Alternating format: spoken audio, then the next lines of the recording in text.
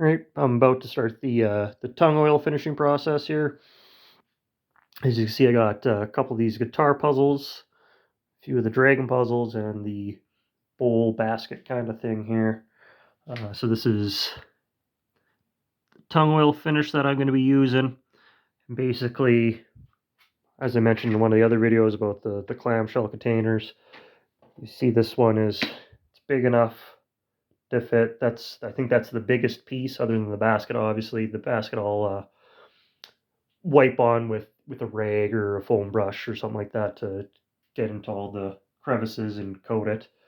But with this, I'll basically pour a bunch of that into the container, put the pieces in, flip them, let them all soak for a little bit, then take them out, and then I'll bring them over to my other area where they'll dry.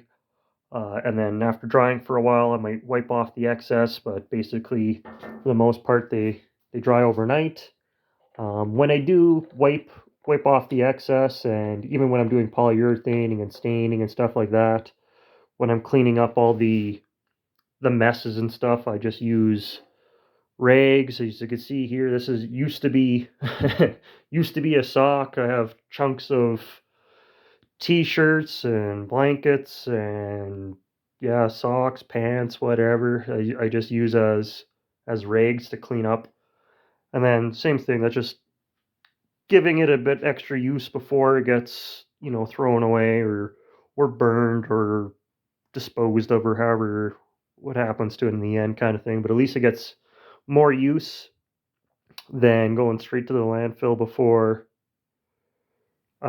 being used up even more. So just another way that I kind of save stuff. And when I save all these other things too, obviously it helps me keep costs down. Like all the salvaged wood, salvaged containers, the rag. Honestly, even this was something that I saved.